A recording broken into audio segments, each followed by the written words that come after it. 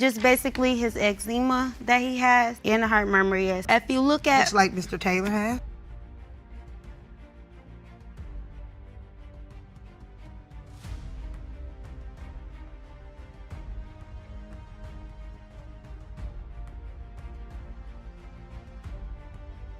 This whole teenage romance spectacularly imploded just 1 week before prom. She claims he was too immature, but he says his mom caught her getting shady texts from another guy.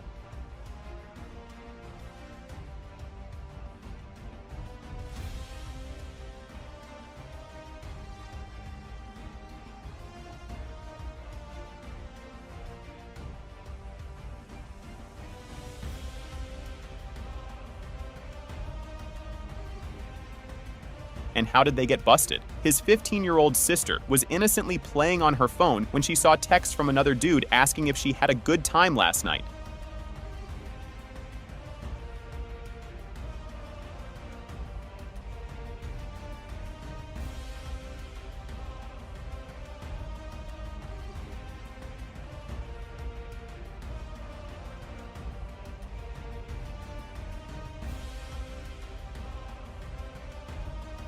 But he came with the ultimate receipt. Mr. Taylor plays a secret audio recording for the whole court where Ms. Jones is caught screaming, "That's not your baby! Somebody else the daddy!"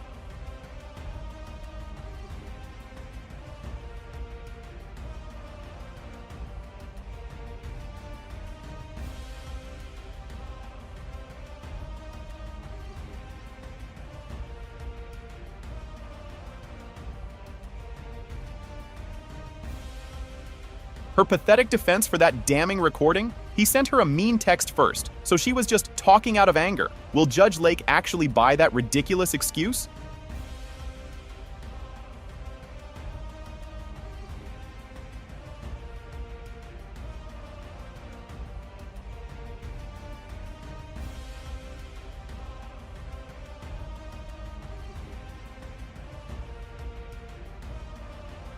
The drama goes public. A manager at her job allegedly told his mom that Ms. Jones was running around town claiming multiple different men were potential fathers.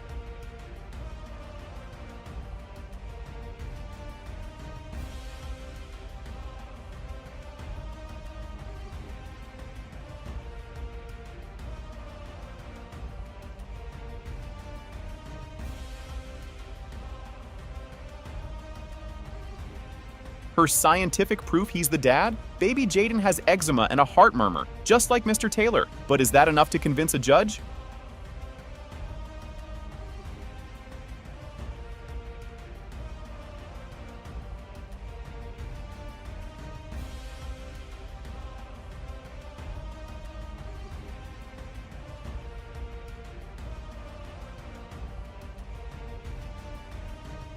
A real doctor is brought into the courtroom and completely destroys her medical evidence, confirming for everyone that heart murmurs are absolutely not hereditary.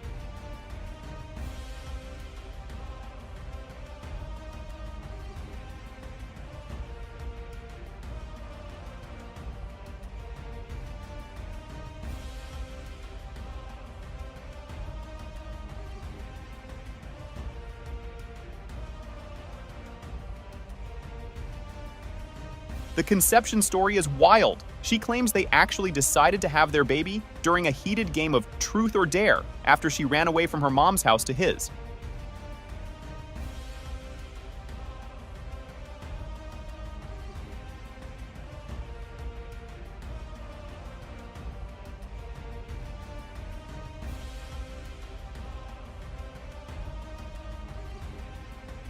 Judge Lake has the envelope. Will the DNA prove her first love is the father, or was her angry, recorded voicemail actually the God-honest truth?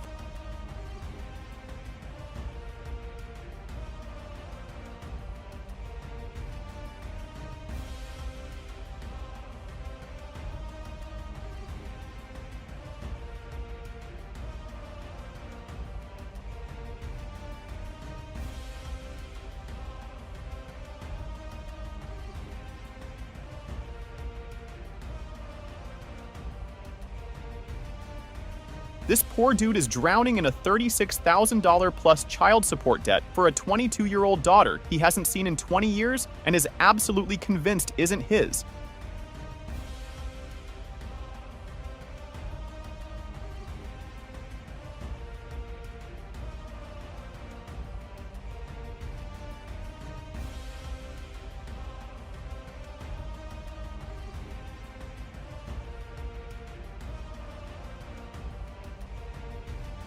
How did he find out about this life-ruining debt? His $80 a day paycheck was garnished down to just $7. He quit his job and literally fled the state.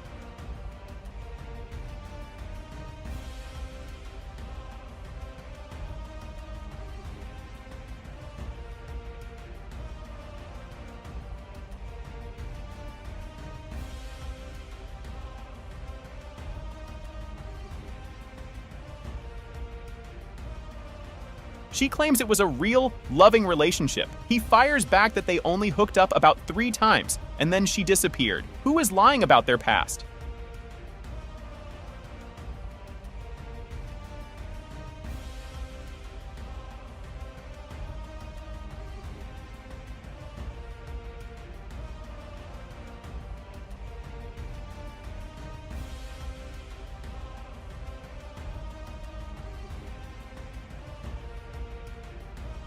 His absolutely wild scam theory. He claims she purposely had court papers sent to the wrong address so he'd miss the court date and be named the dad by default.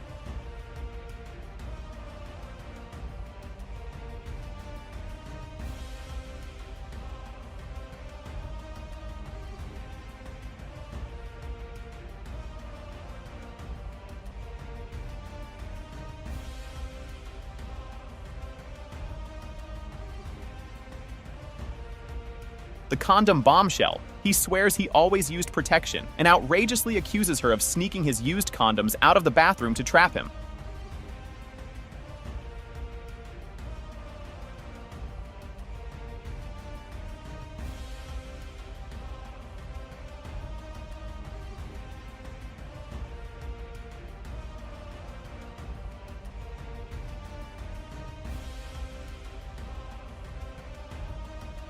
The daughter, Clarissa, now 22, confronts him for the first time. She says he called her once when she was 5, gave her a number, then it was disconnected.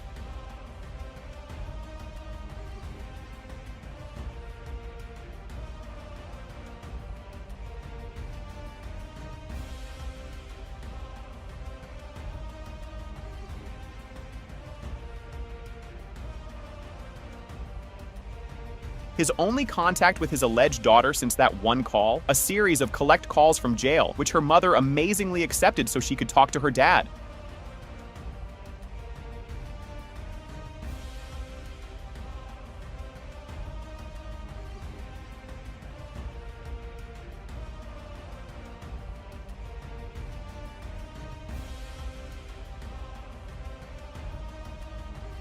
A tearful Clarissa confronts him about missing her entire life, her graduations, her birthdays, everything. Will his heartless excuses even matter now?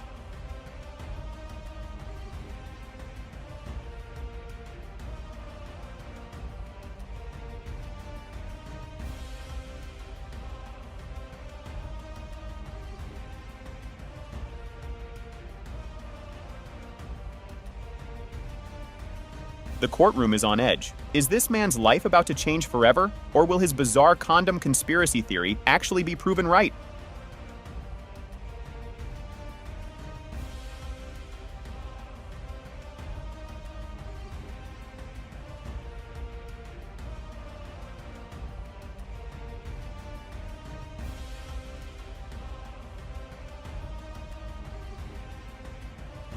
After 35 agonizing years, Melanie is meeting the man she believes is her father for the first time. He immediately denies her, and she is utterly heartbroken.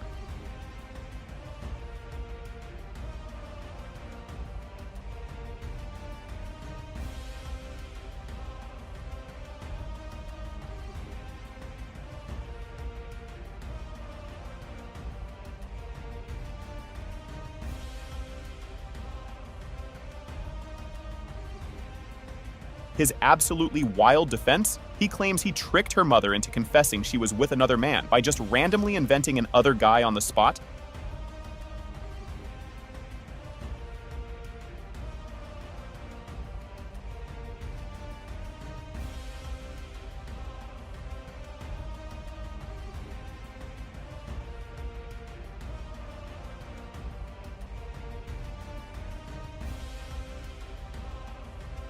Their romance started at a club. He says she was a stage 5 clinger and a red flag from night 1, but admits he still hooked up with her anyway.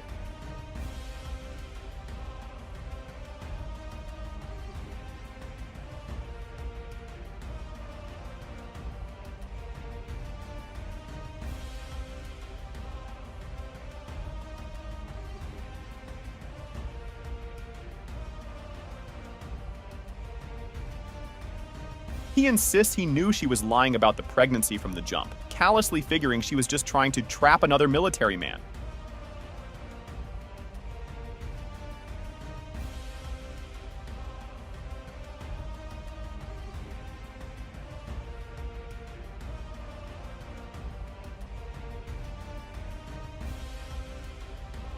The child support saga begins. After his pay was garnished down to just $35 a check, he did the absolute unthinkable to get more money from the military.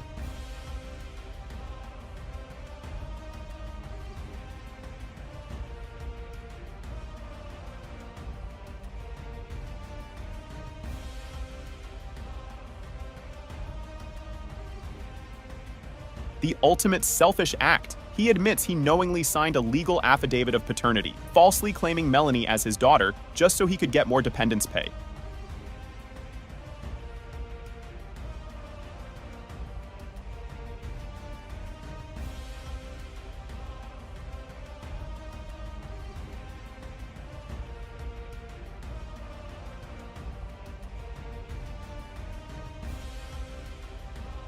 Judge Lake is absolutely floored by his admission, blasting him for giving his alleged daughter false hope and making the entire situation worse for her just for cash.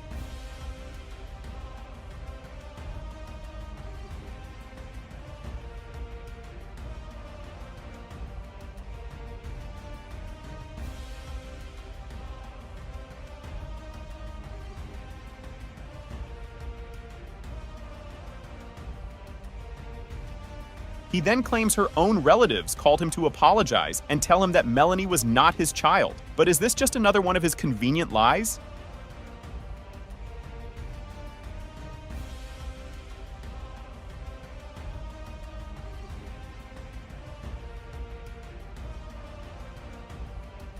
A tearful Melanie confronts him for his profound absence, especially for bailing on her college graduation after she begged him to come.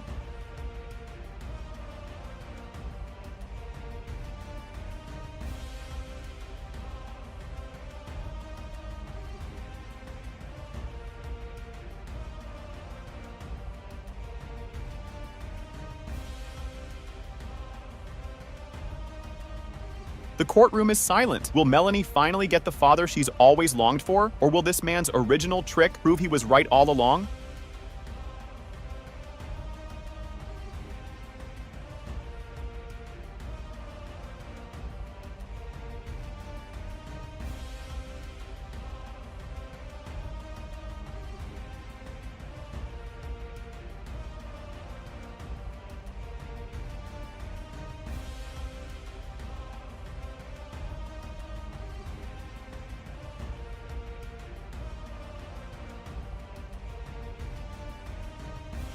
Grandma Rose Lindsay is fed up. She's dragging 2 potential fathers to court because they're using her grandson, Austin, to play games with her daughter's life.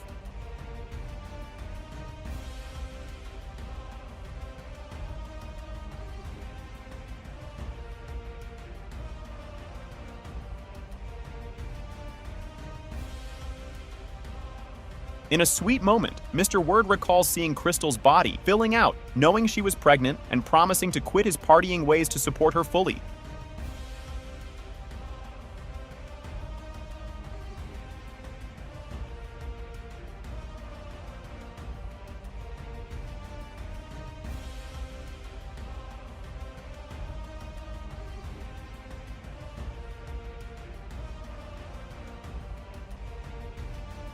But the fairy tale quickly ends. Crystal admits she slept with her other ex, Mr. Jones, because she and Mr. Word were in constant, toxic conflict.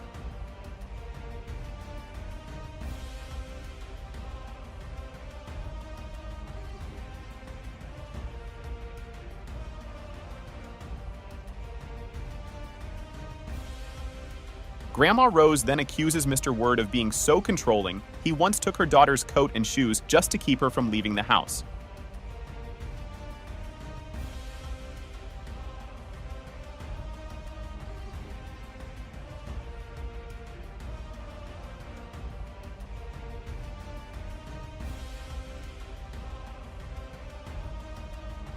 But wait, Crystal reveals that she and Mr. Word actually plan to have a baby together, and she even got off birth control for him. He admits this is true.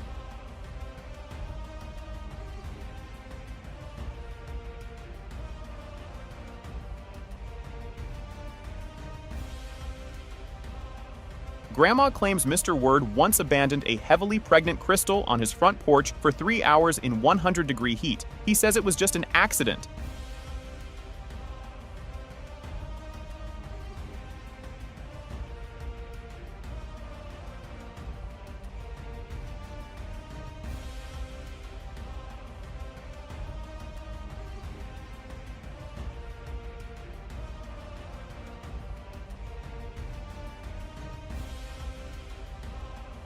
Mr. Jones admits Crystal told him it could be mine's or another fella's, and says it didn't matter to me because he wasn't in a committed relationship either.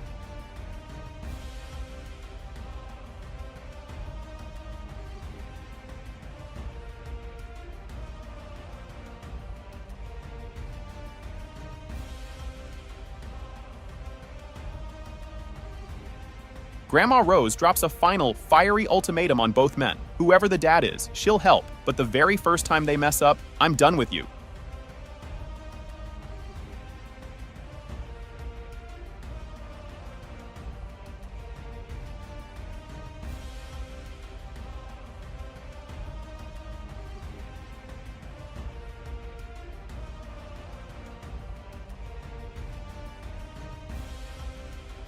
Judge Lake holds the envelope. Is Mr. Word about to be a confirmed dad despite his whorish ways? Or is it Mr. Jones, the man who pieced out with the deuces?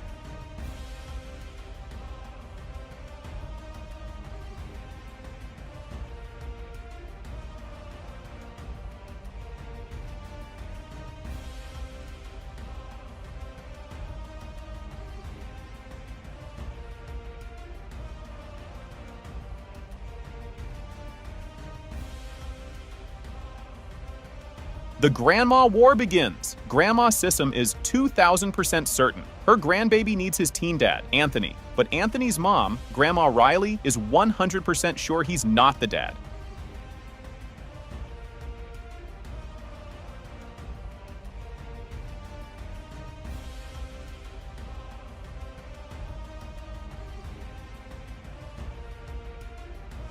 So how did this happen? Teenager Destiny was constantly sneaking over to Anthony's house, lying to her own mom, and doing the deed right under Anthony's mom's nose.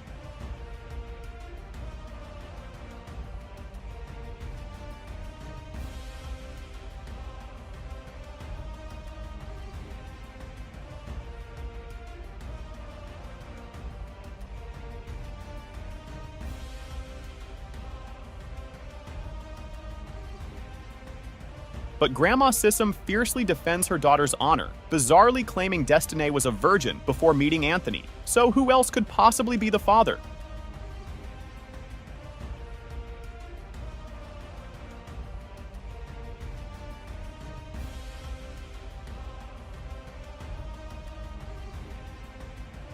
Destiny drops a bomb. She was regularly having relations with Anthony in his bed, while his mom, Grandma Riley, was home and would just casually say hi on her way upstairs.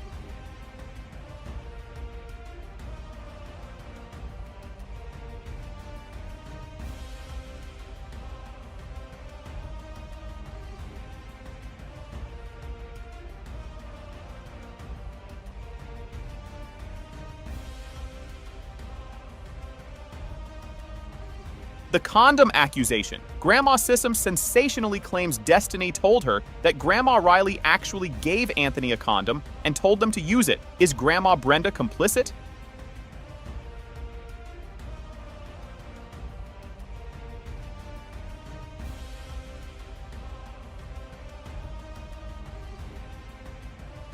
Anthony's absolutely bonkers reason for wanting a baby at 17? He morbidly claimed he didn't feel safe in the streets and wanted Destiny to have his child just in case if I leave this earth.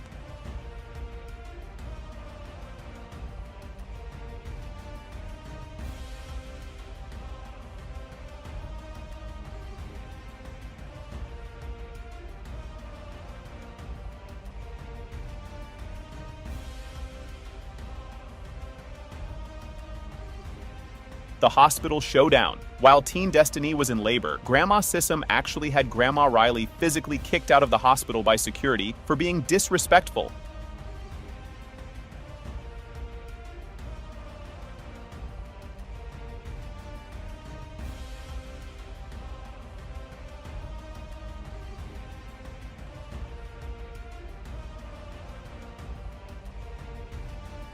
Grandma Riley fires back, accusing Grandma Sissom of having her ejected just so they could coerce her teenage son into signing the birth certificate without her there to intervene.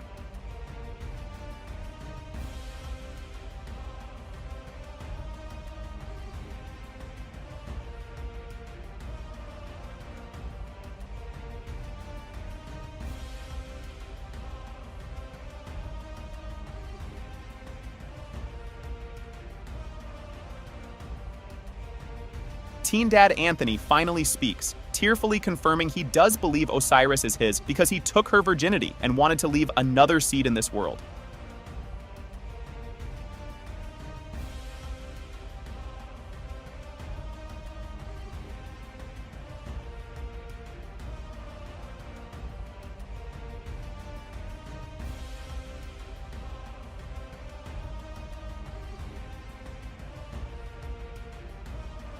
Judge Lake holds the envelope that will finally end this teenage soap opera. Will Anthony's bizarre wish for a seed be officially confirmed by science?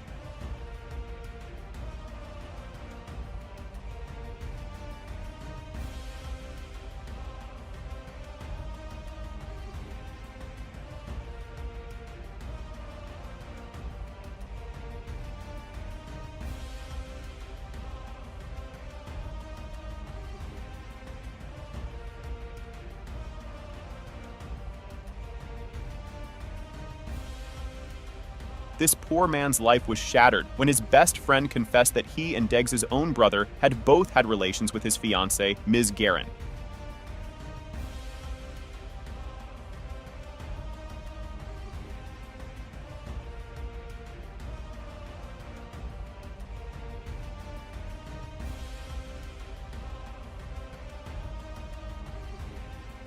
In a jaw-dropping, shameless moment on the stand, Ms. Guerin calmly admits she did, in fact, get with both his best friend and his brother.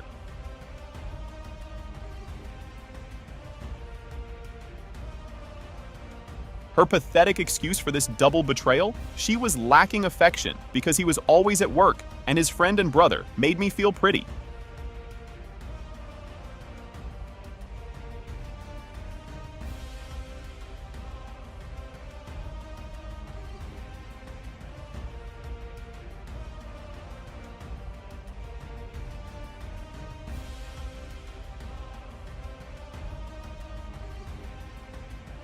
Unbelievably, despite this ultimate act of disloyalty with two men closest to him, a heartbroken Mr. Deggs reveals he still stayed with her because I loved her that much.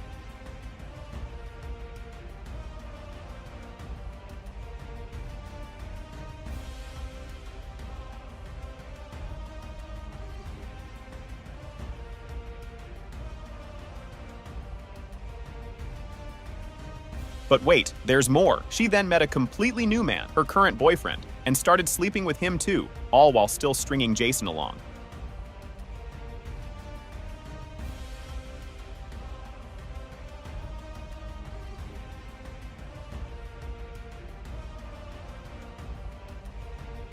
For the first 6 months of Jason's life, a clueless Mr. Deggs joyfully raised him, even cutting the umbilical cord, totally unaware of her other lovers.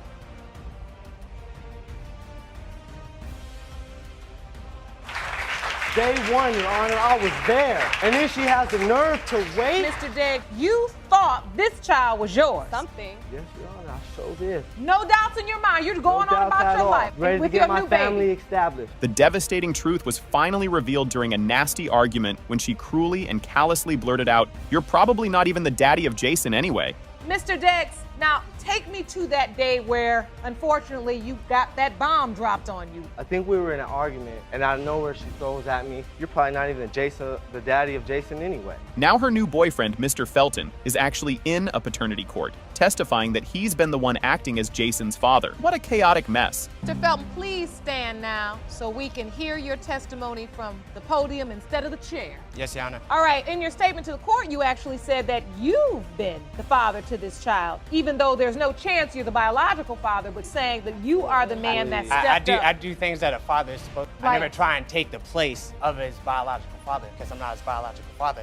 So who does she want the father to be after all this? For me right now, no. I do not want Jason to be the father, because every weekend it's drama. What do you want from this, Ms. Karen? Do you want Mr. Deggs to be the father? For me right now, no, I do not want Jay's father because every weekend it's drama. Another girl. Mr. Deggs, Despite her wishing he wasn't the dad, a tearful Mr. Deggs says he still wants to be in Jason's life because I love Jason with all my heart and soul. what do you want from today? I want to be in Jason's life. I love Jason. That's why he's all my called heart us and for the soul. last. And if he is your son, are you willing to step up? Yes. of In every course. way. In every way. Judge Lake has the envelope that will finally end this nightmare. Is Mr. Deggs the father, or will his ex-fiance's ultimate betrayal finally set him free? When it comes to baby Jason Deggs, Mr. Deggs, you are the father. He's too light for one. You know, the ginger hair, and then like the way his head is shaped. And what I'm showing, the way my head is built with like a roller coaster. You know, it has a lump in the middle. You know, most of my kids, they have that. All of them. As you can see, mine is the same way. As for little Durrell, his head is more flat, and his hair is ginger, like a reddish hair. I've never had that in my family. This grieving couple's marriage is crumbling.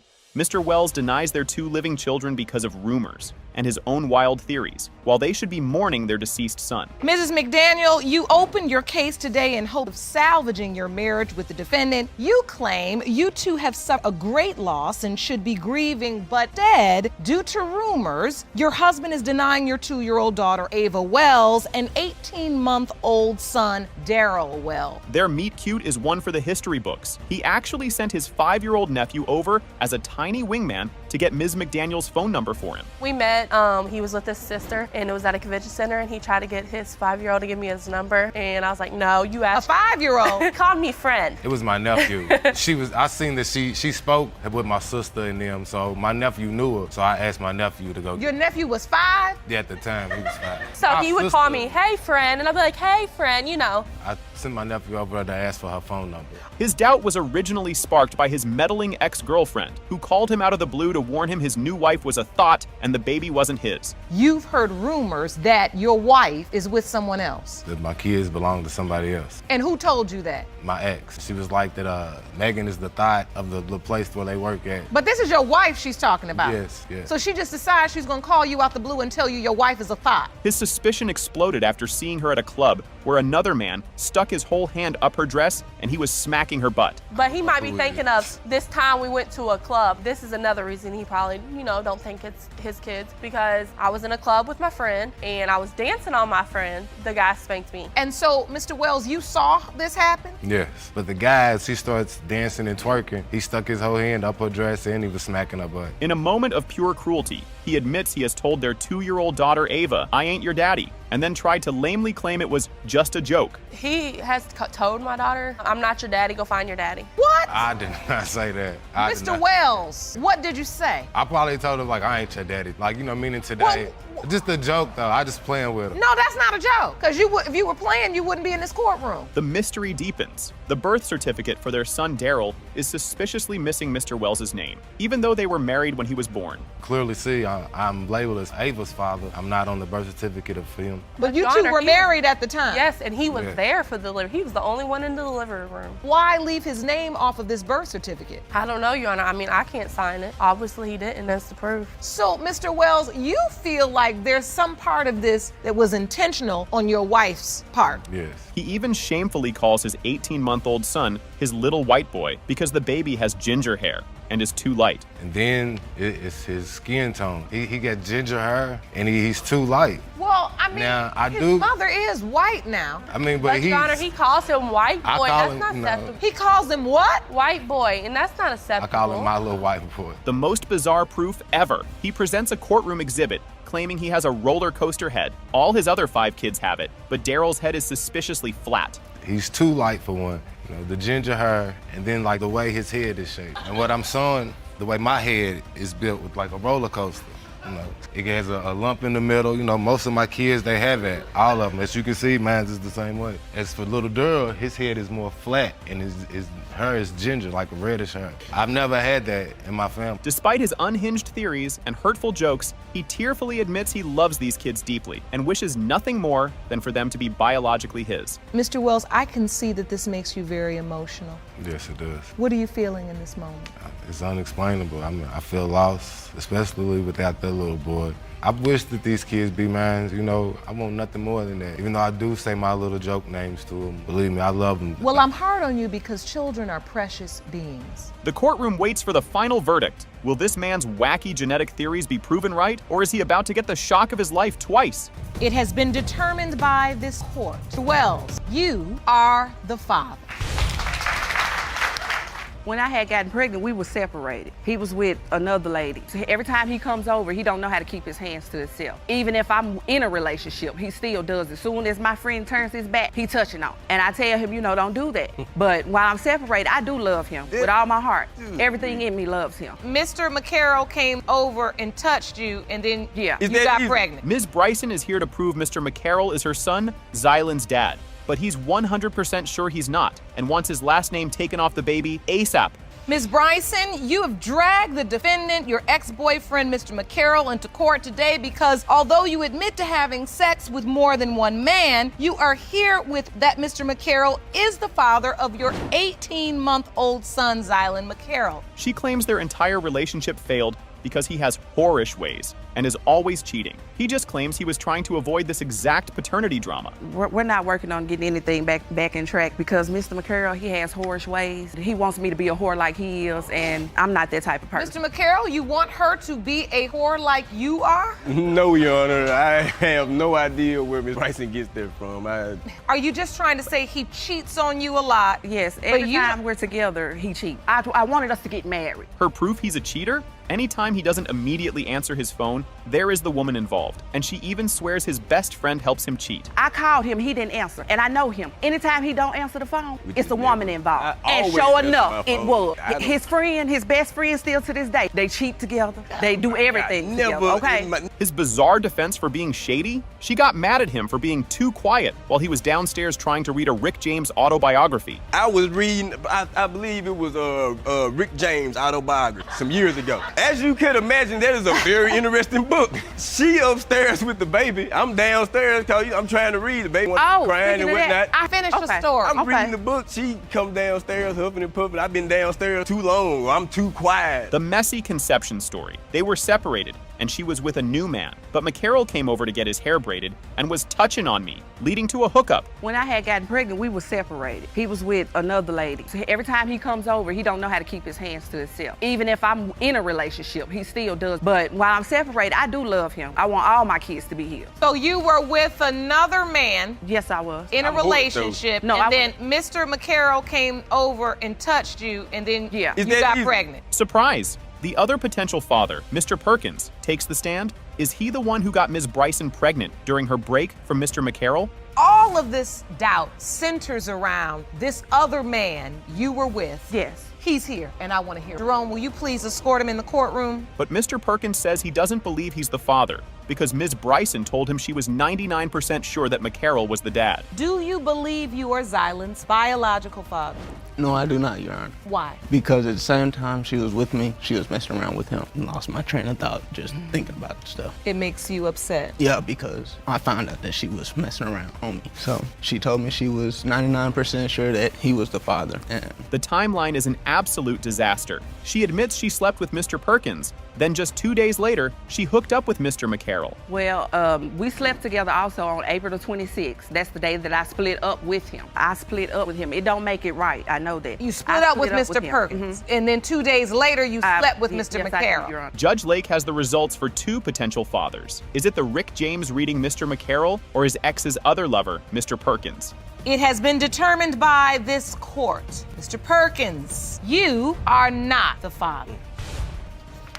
They do good at But let tax you time. tell that you paid our rent for 5 and 6 months, Mom. That's when I was staying with you when you were But on when Tucker have you CG. ever And as paid soon our as I rent moved 5 or out, 6 y'all months, got Mom? me because you Yeah, couldn't because you continue to gave pay me a the rent. bounce check. No, I didn't give you a bounce check. We were in a bind. I canceled $400 of it. Mike had an $800 check, but I had to take 4 of it to move out of your house because I got tired of living in the situation. This mother-daughter showdown is absolutely explosive. Mom isn't here for a DNA test. She's suing her own daughter for nearly $4,000 in alleged unpaid loans. Ms. Scott McCrae, you are suing your daughter for $3,900 in unpaid loans. Yes, Your Honor. The daughter's wild defense? Her mom is just a pathetic old lady who can't hang on to her man and is secretly jealous and wants her husband toy. Yes. You say that your daughter's husband is a deadbeat, and you wish she'd leave this man and get off the system. Miss Scott, you say your mother was an addict when you were younger and now tries to act holier than thou. You believe that your mother is jealous of you and wants your husband. To prove her insane theory, the daughter has forced her own mother to take a lie detector test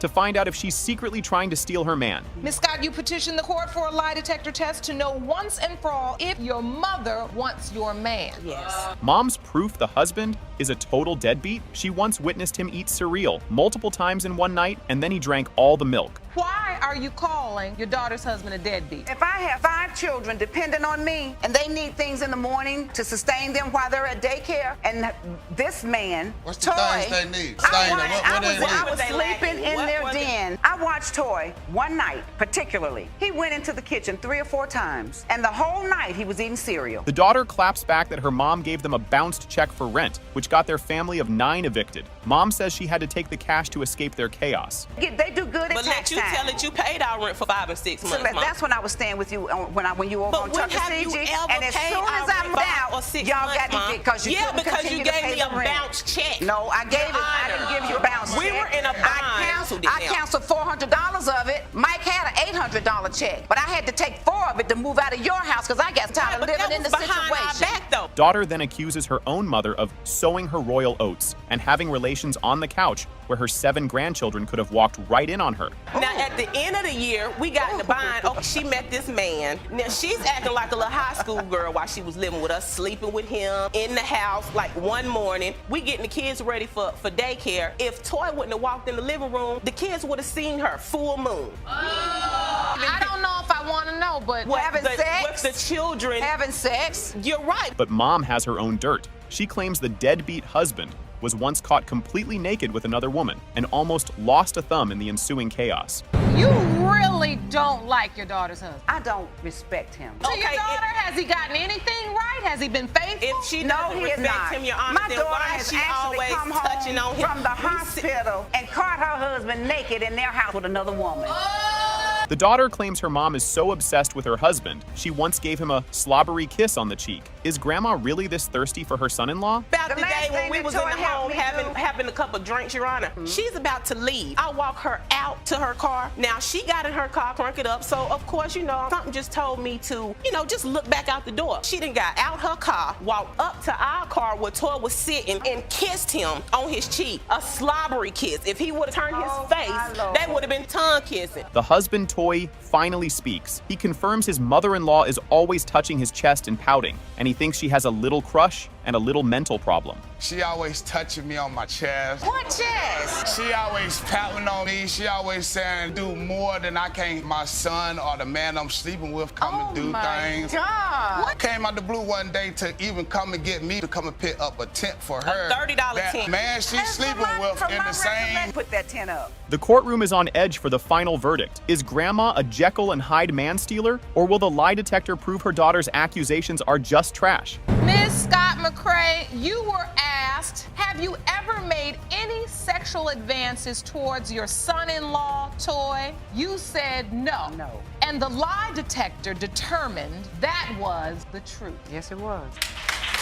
Ms. Scott McCrae. Mr. Patrick, in your court papers, you specify that you also had additional doubts. They're specifically around Larry. What are those doubts? I think he's ADHD or something. You know what I mean? He doesn't listen. He's rambunctious. He's a little boy. And I hope he grows out of it someday. But I believe he's ADHD. Doesn't run in my family. How do you doesn't know run that? In her family. This poor guy let a stranger rent a room, but the man mysteriously vanished after 5 days, right before his girlfriend, Ms. Pence, also disappeared overnight. Mr. Patrick, you say 5 years ago you made a huge mistake by opening your doors to a stranger who needed a place to stay because that man betrayed you and slept with your girlfriend, Ms. Pence. We had wanted to purchase another home. We met the gentleman, helped pay the bills and stuff. 5 or 6 days, and he up and moved out. And I questioned her. I said, wonder why he just up and left. Is it because me and you argue a lot?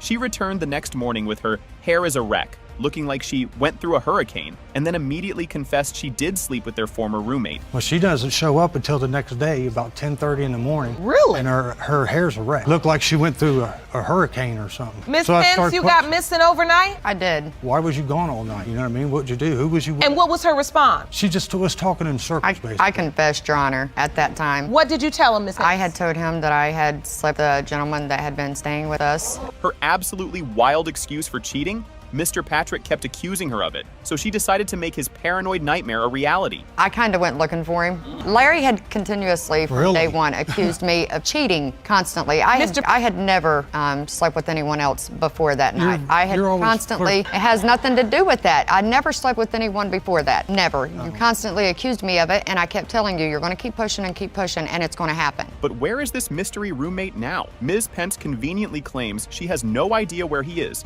and hasn't spoken to him once since their alleged one-night stand. Do you know where to find him if he is the father? No, Your Honor, I don't. I've never spoke with the guy after that night. Never kept in touch with him after that night? No, Your Honor. I couldn't tell you where he is right now. The conception window is a complete disaster. She admits she slept with the other man on October 29th, then with her actual boyfriend, Mr. Patrick, just 5 days later. A 5-day window between what? From the date that she had slept with the other man. Let's clear it. Ms. Pence, which day did you sleep with the other man? October 29th was the date that I had slept. Oh, yeah, we need to have that circle on the calendar as well. I slept with the other gentleman on October 29th, 4 days later. So that is just a 5-day window. His other bizarre proof that one of the twins isn't his? The little boy is rambunctious, and ADHD doesn't run in my family. Mr. Patrick, in your court papers, you specify that you also had additional doubt, and they're specifically around Larry. What are those doubts? I think he's ADHD or something. You know what I mean? He doesn't listen. He's rambunctious. He's a little boy. And I hope he grows out of it someday. But I believe he's ADHD. There's nothing wrong with Larry. And so, doesn't run in my family. How do you doesn't know run that? In her family. A psychiatrist is brought in to school him on genetics, but even after the expert science lesson,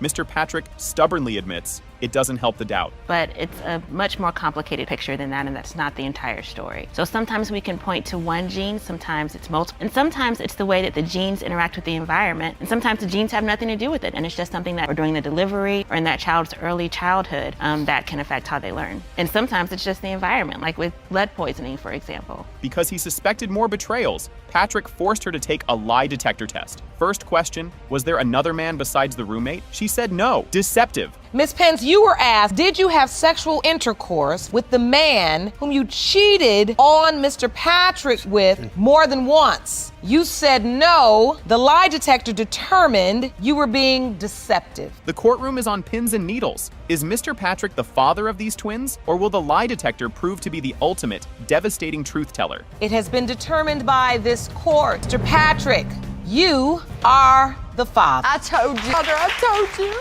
Girl, she messaged me basically saying that, you know, they was talking, he was her boyfriend as well. He didn't know me. I'm just So you got a message out of the blue from another woman. And it says, he told me you were his ex and that you were pregnant, but you're and didn't know who the dad was. Yes, ma'am. This isn't his first reality TV rodeo. Mr. Silva from Love and Hip Hop is now in paternity court because he doubts he's the father of baby legend. Yes, Your Honor. Mr. Silva, you were involved in a paternity case on Love and Hip Hop Atlanta in support of your sister who took a DNA test to prove paternity of her child. You now stand here in court with your own case because you say there is absolutely no way you are the biological father of the plaintiff's son. His absolutely unhinged philosophy on relationships. Mr. Silva declares it's okay for men to cheat because God created men to conquer, but women absolutely cannot. I grew up loving women, loving sex. You grew up loving sex. To me, I always felt like it was okay for men to go out, have sex, and,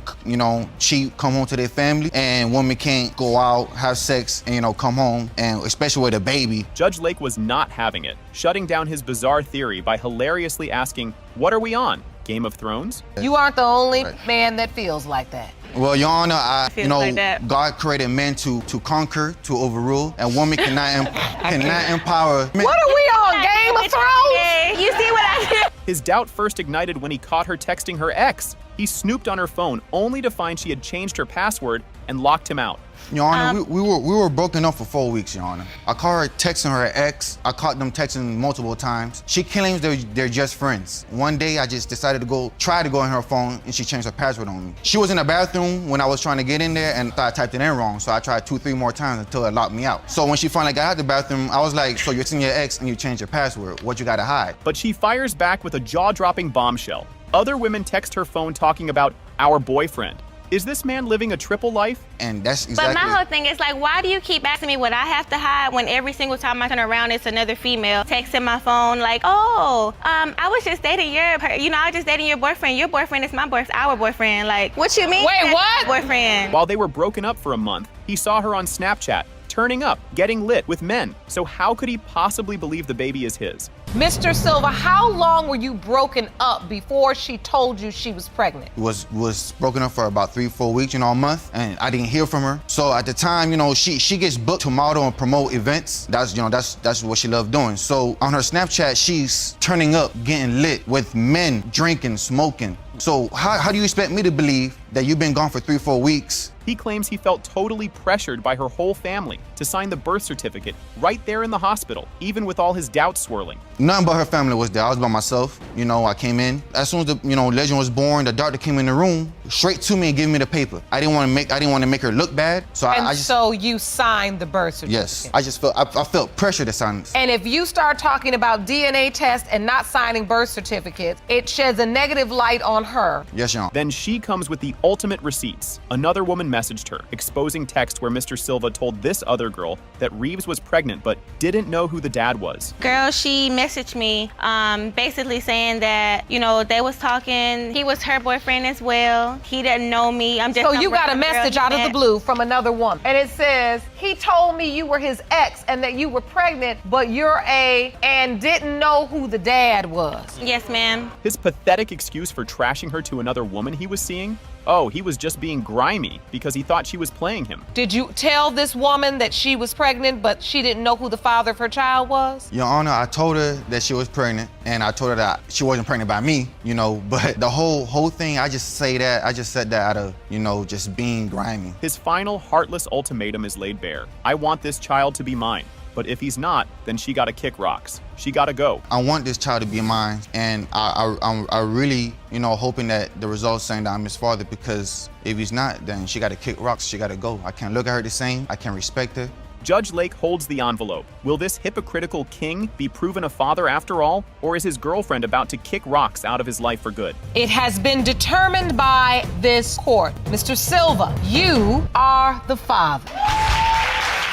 I was working. I was tired. No, he wasn't worried about my pregnancy because he was busy getting someone else pregnant. I was working. So wait a minute. At the time Miss Kingsbury was pregnant, you had someone else pregnant as well? Well, yeah, you can say that. So you wasn't sleeping too much. Ms. Kingsbury says they planned to have baby Chance together, but now Mr. James, her supposed first love, is completely denying his own son. Miss Kingsbury, you say you were in a romantic relationship with the defendant, Mr. James, planned to have a child together, but when your 11-month-old son, Chance, was born, Mr. James turned on you and began to deny paternity. Well, me and Mr. James, we planned to have our son, planned to have a child together. So that's what hurts me. His big defense? Undeniable medical evidence. But he also casually admits he was never actually in love with her, just thought she was a very nice woman to have a baby with. Mr. James, you say you had stopped all intimate relations with Miss Kingsbury during the window of conception. You say you can prove this is not your child with undeniable medical evidence. The trust was shattered after she told one little lie about getting a ride from a male customer. This single lie then spiraled into wild rumors of her hopping out of cars with other men.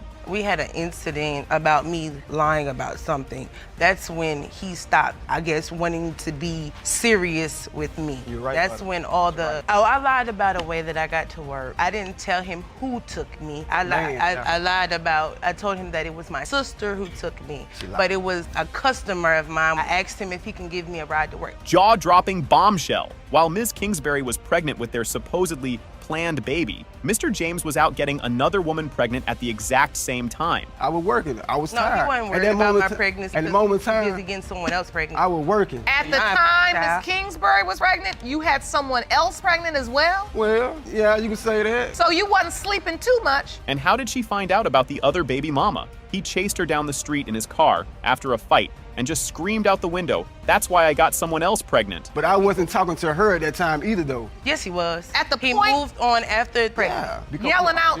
I stayed at his house the night before. That morning when we got up, me about diabetes, I'm a diabetic. Traded, and I walked out his house, and I walked to my house. He jumped in his car and proceeded to follow behind me and yelled out the window, "That's why I got someone else pregnant." Despite all that unbelievable drama and him having another pregnant lover on the side, Mr. James was still there for Chance's birth and signed the birth certificate. Were you at the hospital? Did you participate in the birth? Yes. You did? Yes, I right there when he was born. He was. But not her C-section, but when he was there, I was holding him. I seen him pee-pee. He signed the birth certificate. He signed the birth certificate and everything. He did. Because I thought my son has his last name. His undeniable medical evidence is finally revealed. Baby Chance was born with the sickle cell trait, which Mr. James arrogantly insists no one in his family has. Even though I had my doubts, as a person, I believe in God, whatever like that. I believe as a man, the doubt is responsibility. I think when he was like 2 months, the sickle cell trait. Okay, Chance was born with the sickle cell trait. Yes. The sickle cell. Now, let's talk about some evidence. When I heard about the sickle cell trait, I did my research with that trait. I had to be a carrier or somebody on my side had to be a carrier. I don't have it, my mother How don't have do it. you know you? But wait, under questioning, Mr. James admits he's never actually been tested for the trait himself. He just assumes he doesn't have it because he's never felt sick. Don't have it. Because the doctor never said I had that type of trait, even though... Have you ever gone in and been tested specifically? Not specifically. If I don't have it, if my mother don't have it, my dad don't have it. So somebody on her side of the family gotta have it. I don't have it and my daughter don't have it. A real medical expert is brought into the courtroom who schools him on basic genetics. Anyone can be a silent carrier. His entire medical evidence theory is on very shaky ground. The genes for sickle cell disease are very simple. You get a gene for hemoglobin. Hemoglobin is the red stuff in the red blood cell, and that's sickle cell disease is a problem with hemoglobin. So you get a gene for hemoglobin on the sperm from the father, and you get a gene for hemoglobin from the egg on the mother, okay? Absolutely, one of them has to have sickle cell trait in order for the baby to have sickle cell trait. Judge Lake holds the envelope. Is Mr. James the father despite his medical evidence, or is his girlfriend about to be told to kick rocks for good? It has been determined by this court. To James, you are the father. I was at my job as a cashier. I got a phone call and I answered it. They said she was going into labor, quickly changed my clothes, and I drove about 45 miles through a winded, wooded road in Wisconsin in December, mind you, so it was about a foot of snow on the ground. I made it to that hospital in less than 35 minutes. I beat her to the hospital, and I was there. I called my boss at work and said, hey, I gotta take some days off. I don't care if you fire me or whatever. In a wild paternity court twist, Ms. Miller is here to prove her incredibly dedicated ex, Mr. Rasmussen, is isn't her daughter Zaylee's dad and wants him gone. Ms. Miller, you're here to prove to your ex-boyfriend Scotty Rasmussen that he is not the father of your 3-year-old daughter Zaylee Rasmussen. You claim you've been in an ongoing court battle over custody and have petitioned the court several times for a DNA test, all of which have been denied. His explanation for her bizarre crusade? She hates me because he shamefully admits he cheated on her right at the end of their relationship. Why is Ms. Miller saying you're not Zaylee's father? Your Honor, I believe it's just out of pure hatred. You say she hates you. Why does she hate you? She hates me because at the end of the relationship, when things got rocky, I'll admit it, I did go to another woman. I'll be the first to admit that, it was my mistake. But she claims his cheating is old news. The real reason she wants him gone is because she thinks he only wants visitation just to claim Zaylee on his taxes. He says this is about visitation too. He loves his daughter, but you don't want him to have the visitation. Is that true? Yes, Your Honor. Because I believe that the only reason why he wants the visitation is to claim her on his taxes. Her big gotcha proof he's not the dad. He was partying it up in Las Vegas when Zaylee was conceived, and she was busy getting with someone else. Because I still believe that he is not hers. You don't believe he's her biological father? Yes, Your Honor. She was conceived in March 2011. He wasn't even in the same state. He was in Vegas. At that time in March, I wasn't even with him. I was with somebody else because he broke up with me because he cheated on me. But Mr. Rasmussen says he had absolutely no idea about another man until 5 months after Zaylee's birth, when she suddenly dropped that bombshell in family court. I was, and still believe, I was the biological father until about 5 or 6 months or so, give or take, after she was born. We were talking to the family court commissioner about custody, things that go along with that, like where she'd be going to school, her doctor, and all that. Miss Miller brings it up that I could possibly not be the father because of another man that was involved, and she gave some date, I can't remember the specifics. His absolutely legendary birth story. He raced 45 miles through a foot of snow, beating her to the hospital, and told his job, "Fire me, because my daughter's being born." I was at my job as a cashier. I got a phone call and I answered it. They said she was going into labor. Quickly changed my clothes, and I drove about 45 miles through a winded, wooded road in Wisconsin in December, mind you, so it was about a foot of snow on the ground. I made it to that hospital in less than 35 minutes. I beat her to the hospital, and I was there. I called my boss at work and said, "Hey, I gotta take some days off. I don't care if you fire me or whatever." She scoffs at his heroic tale, calling it a complete lie and claiming he just sat in the corner on his computer, showing not much excitement at all. That's a lie. After she was born... That was an amazing story. You say that was a lie? Yes, it is. While I was in labor, he was sitting on one of those hospital cot beds on his computer in the corner, not paying attention to me, in his own little bubble. How often does a man beat the woman to the hospital? I really didn't see much excitement. You didn't? No. So why did she let him sign the birth certificate? Because they were engaged. But then one of his own friends snitched that he was cheating with multiple girls. You let him sign the birth certificate? I gave my daughter my last name. Because we were engaged, and I thought we were going to get married. I thought we were going to have a happy life and raise our daughter together until about 3 months after she was born. One of his friends told me everything that he was doing throughout our entire relationship, cheating on me, going to multiple places to meet multiple girls. And what about the other potential father in this mess? Ms. Miller claims he's a ghost who conveniently changed his number, moved, and completely disappeared off the face of the earth. Where's this other possible father? I'm not even quite sure. After we broke up, he changed his number, he moved, he pretty much disappeared. I have tried to find him, I have tried to get a hold of him, and I can't find him. The courtroom is dead silent as the verdict for Zaylee is read. Is this man's epic 10,000-mile journey of fatherhood about to come to a devastating, soul-crushing end? It has been determined by this court. Mr. Rasmussen, you are not the father. Miss Miller. Well, don't talk to me and don't come around me then. But you know what? How about that? Why are you nasty? How about that? I'm being nasty because I've been doing this for 3 years, Tanya. You raised 2 boys by yourself. So what? So you know how it is.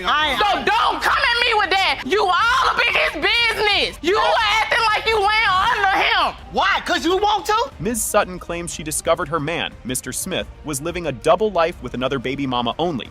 after she tagged him in her ultrasound pic on Facebook. What do you mean he had a double life? Him and his other baby mama were together when he was supposed to be with me. Like, he was staying with me, living with me. I used to see him every day. He used to come home every night. And then all of a sudden, when I get pregnant, it's an issue. When I post my picture of my ultrasound when I got pregnant with my daughter on Facebook, I tagged him in it, and that's when she messaged me and she told me who she was. His wild defense? They only had one hookup. Then he went on vacation, and she called him pregnant. He immediately accused her of lying with Jimmy, Joe, and John. First, I met her through my cousin. First time we had a sexual encounter, we met at my auntie house. I had went out of town to Cleveland, Ohio. It was on the 4th of July. She called my cousin's phone and something like, is DJ around you? And she gave me the phone. She was like, she said, I'm pregnant by you. I'm like, you pregnant by who? She's like, by you. I'm like, him, you lying. You gotta be lying. I'm like, what about Jimmy, Joe, and John? His scientific proof that baby Kaylee isn't his, he ridiculously declares, ain't nobody in my family got no big forehead like that. You've been denying my baby from day one. When she looked just like you, ain't nobody in my family got no big forehead like that. But wait, Ms. Sutton claims he actually dodged 2 free DNA tests through child support.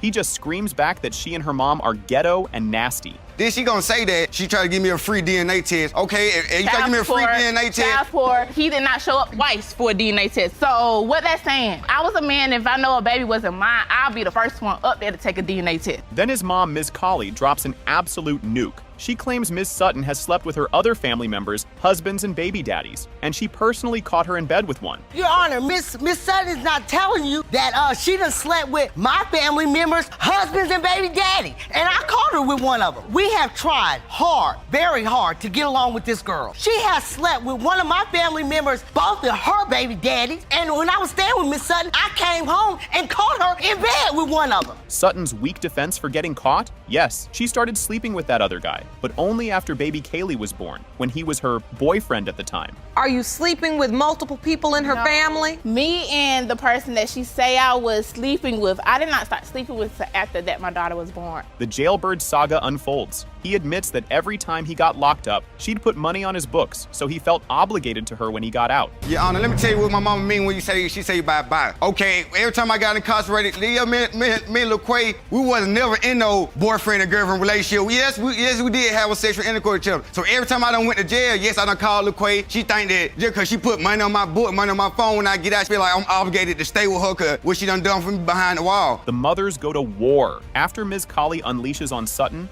Sutton disgustingly implies that Colley is just jealous and wants her own son. Well, don't talk to me and don't come around me then. But you know what? How about that? How about that? I'm being nasty because I've been doing this 3 years, Tanya. You raised 2 boys by yourself. So what? So you know how it is. So don't come at me with that. You all up in his business. You acting like you went under him. Why? Because you want to? Ms. Sutton has a gut-wrenching breakdown, sobbing that Smith does for his other kids while she was bringing their baby to a nasty, stinking jail to visit him. Does for all his other kids, but don't do for mine. You know how hurtful that is? That you see that on social media and his other baby mama tagging me in pictures of him holding his daughter and don't even want to take a picture with mine. Tell him that he loves me and how he want to be with me and my baby. I brought my baby down to the jail to see him. Stuff. Who wants to bring that baby to a nasty, stinking jail? After all the jailhouse romance, family feuds, and big forehead theories, the DNA results for Kaylee are in. Is this man who lived a double life her father? It has been determined by this court. Mr. Smith, you are the father. I had a blood clot. Put me in the hospital, put me on blood thinners. And they said the blood thinners carry a massive risk, neither one of you making it through. And I called him and I said, you need to come home. I'd never been so scared in my life. And I told him that I didn't know if Lucas was gonna make it. I didn't know if I was gonna make it. He came home. We spent the next month in the hospital. Mr. Reed is convinced it's medically impossible that he's baby Lucas's father and has been haunted by the doubts ever since his birth. Mr. Reed, you believe it is medically impossible that you are Lucas's father. You say you bonded with him at birth and have taken care of him and loved him. Every time you look at Lucas, you are haunted by the doubts that you are not his biological father. But the doubt truly ignited after an argument when Ms. Whittier admits she spitefully and foolishly snapped at him, well, how do you know if it's even yours? Getting away from the conflict that constantly drags our family down. And that conflict is all based upon a paternity issue. Shortly before Lucas's birth,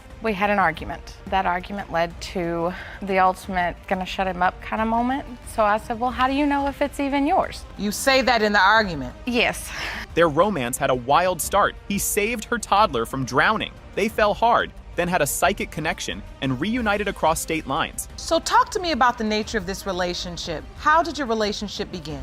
Tried to save my toddler that he thought was drowning. He didn't realize she could swim. Good reflexes, Mr. Reed. It was a baby, and she was adorable, cute little stubby thing running around the pool in a little swimmer diaper. She jumps in the pool, and I'm right behind her, and I come up looking for her, swimming around. Then the exes came for blood. His ex whispered doubts in his ear, while her ex sent a disgusting, vulgar video to her phone that Mr. Reed found. That's what my mom said. Did you have any doubt during that time that the child was yours? No, not at the time of the pregnancy, I didn't know. With his ex-girlfriend. The conflict started between me and her. Well, then she starts whispering in his ear, oh, well, what if it's not yours? There was some argument. An ex of mine decided to be disgusting, send a very vulgar message to my phone. During the pregnancy, a terrified Mr. Reed rushed back to her side to be her rock after she developed a life-threatening blood clot that risked both her and the baby. I had a blood clot. Put me in the hospital, put me on blood thinners. And they said the blood thinners carry a massive risk, neither one of you making it through. And I called him and I said, you need to come home. I'd never been so scared in my life. And I told him that I didn't know if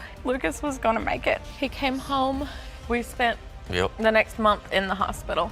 The ultimate birth certificate bombshell. Mr. Reed's name isn't on it because Ms. Whittier is still technically married to a whole other man. It's a bad element. Are you on Lucas's birth certificate? No, ma'am. He's not. That lady came in there and said, we cannot put his name on the birth certificate since she is still technically married, and she is. Was not able to put his name on the birth certificate because by law, your husband is presumed to be father of the child. A man I have never laid eyes on. The core of his doubt, baby Lucas was born with albinism, a rare genetic disease that Mr. Reed swears no one in his healthy family has ever had. When Lucas started getting really sick, when he was 2 weeks old, he had his first grand mal seizure. Sometime during that 3-week hospitalization, Joe's like, how does this happen? You know, nobody in my family has seizures. Nobody in my family has any of the feeding issues or the heart issues or the brain issues that Lucas does. To make things even more confusing, the other man Ms. Whittier slept with during a break is also blonde and blue-eyed, fueling the paternity mystery.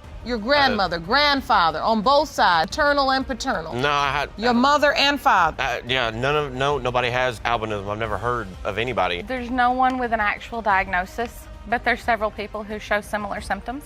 Do any of your exes have this albinism gene? Medically, I have no idea. A genetics expert is brought in, explaining that any two parents can unknowingly carry the recessive gene for albinism. But will hard science be enough to convince Mr. Reed? From the parents to the child, but depending on which gene is affected, depends on whether both parents or one parent passes it. And when it meets a copy of itself, meaning both parents having the albinism, the same gene affected, then it becomes dominant. Yes, everybody can carry the albinism trait, but usually you only find out when the baby gets here.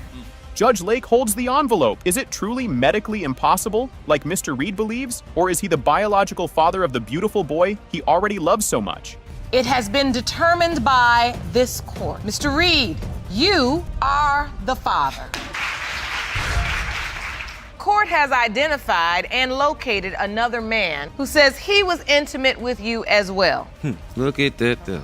That man, Mr. Gregory, is here. A shame. Mr. Boston's genius, proof. He's not baby Tristan's dad. You have to have relations to make a baby, and I don't remember even doing that with her. Mr. Boston, what is your proof that you are not Tristan's father? Yana, you have to have sex to make a baby. And I don't believe in, I don't remember even doing that well. Lies. His story crumbles in seconds. First, no relations, then relations with protection. Ms. Murphy screams he never used protection, and the judge declares his credibility shot. Did you or did you not have a sexual relationship with Ms. Murphy? I mean, I had, Yana, but we had protection. On different occasions. So I'm trying to figure out how this baby. Okay, but now you done started off the whole case lying. You said you gotta have sex to have a baby. Exactly. You're saying you didn't have sex, but you did. Right. Now you're saying you used protection. Yes. The best part? He didn't even know her real name. Teresa Murphy, despite supposedly sleeping with his friend Bookie for months. How is that even possible? That family member came in the house and told me, well, you know somebody named Teresa? At the time, I didn't know her government name. Only thing I knew was He's Bookie. lying. Never knew her name was Teresa. Oh my God. Even in Donna, Chicago. So you've been sleeping with her for 4 months and don't know her name? Not even her government name. His big aha moment came after he sobered up from a tipsy night. Only then did he realize the timeline for conception made absolutely no sense. I say, well, congratulations. Tell her congratulations. Who was the father? So the lady like,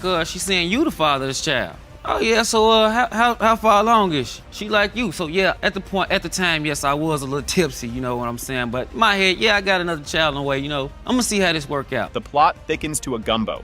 Ms. Murphy finally admits she wasn't exclusive with Boston, and the court reveals another man, Mr. Gregory, was also in the mix. For that 4 months, you were sleeping with him without protection consistently.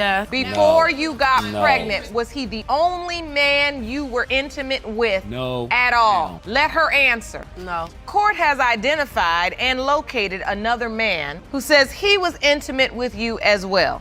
Look at that though. That man, Mr. Gregory, is here. Enter potential father number 2, Mr. Gregory. He coolly admits to relations with Ms. Murphy, but the second she told him she was pregnant via Facebook, he promptly blocked her. We've determined that you, in fact, have had a relationship with Ms. Murphy. A sexual relationship. She texted me on Facebook and told me she was pregnant. I never talked to her again. Like, deleted everything. So I blocked her. So I blocked her. You got a message on Facebook that she was potentially pregnant by you and you deleted her? Blocked it. He blocked me. Miss Murphy's own best friend spills the tea. Boston was sleeping in her bed, but then Murphy did start messing with Mr. Gregory during a 2-week break. Who do you believe is Tristan's biological father? Mr. Boston.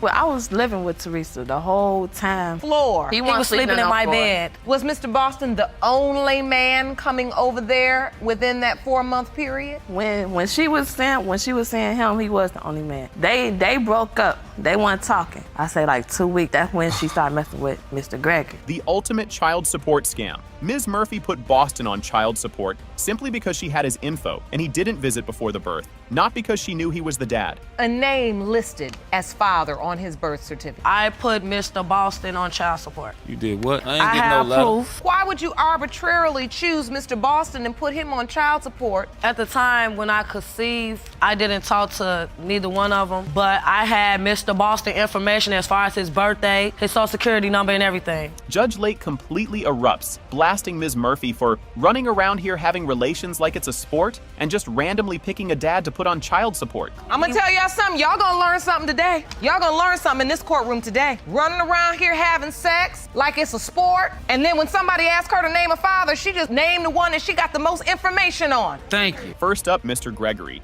the man who blocked her on sight. Judge Lake opens the envelope. Is he the father of 10-month-old Tristan, or is he permanently off the hook? It has been determined by this court, Mr. Gregory, you are not his father. Now for Mr. Boston, the guy who doesn't remember. Will Judge Lake's second envelope confirm his forgotten night of partying led to fatherhood, or is Tristan's dad still a total mystery? It has been determined by this court, Mr. Boston, you are not the father. I gotta drop a little knowledge on you, Mr. Matthews. If these kids are yours today, you gonna be paying for it. Begins with Mr. Matthews claiming Ms. Rainey has family trees in her. She fires back that she wasted 8.5 years in love with him. Mr. Matthews. The ultimate legendary power move. After he dared her, she actually named their son, Saleh, after the other man she was sleeping with. Okay, so Ms. Rainey, why did you name your son after another man? He told me to. Yeah, His words was, that ain't my son. Why He is you don't texting he me? don't look like me. His excuse for their 8.5-year relationship? Just meaningless hookups. He icily declares, I've been dealing with females since I was 13. She don't stand a chance. That 8.5 years and don't have no feelings, period. Point. Future confession. She says she worked every job imaginable, even on a pole, to support him. He shamelessly admits, if she gave it to me, we're panhandling. Busted. After all his vehement denials, it's revealed he already signed the birth certificate for their daughter, Renaya, legally making himself a dad. He already gonna gonna be paying for one because he signed the birth certificate, so I ain't worried about it. So, did you in fact sign the birth certificate? For the girl, for Renaya, not for Salih. Breaking moment, Ms. Rainey reveals her rough life in foster care is why she clung to him, desperate not to have her kids abandoned like she was. He gonna keep playing me that way, but at a point in time, I'm done. I'm tired and I'm fed up. If 2 kids weren't enough, Mr. Matthews casually admits he has 6 other kids with other women, is on edge for the final verdict. Is this broke moocher about to be on the hook for 2 kids? Or is the joke on Ms. Rainey? Sisters are dragging their own mother, Ms. Liddell, to court, accusing her of lifelong paternity fraud after decades of lies about their real dad. Hey. In a stunningly brutal opening, Mom Ms. Liddell viciously calls her own daughters manipulators. Just like me, doubt first ignited years ago, when their mom, in a fit of rage, venomously screamed at daughter Jamie, "That's why he's not your father," just to hurt her. Without me not knowing who my father was. Lisa's unbelievable meet your dad story. A random man at a gas station recognized her mom, who then casually pointed and said, "Lisa, that your daddy." The alleged dad, Mr. Williams, appears via video and immediately denies the girls are his because their mom was a known party girl, fast girl, who he caught cheating. Deep in my heart, yeah, and I hate to say it, and it's hurting me to say it too, but no, I do not. You don't act like show. Don't act like it. What are your doubts? I always had. Daughters tearfully confess they almost don't want him to be their dad because he was so absent, leaving them with no mother or father their entire lives. Heard about this man. This is my real father. Yes. Why it hurts so bad? Because he is the only father that I ever knew. He is, but it's kind of a part of me that, we your little girls. We your daughters. We already don't. Entire family emotionally shattered? Will the final DNA results bring any closure at all, or just confirm their entire lives have been one catastrophic lie?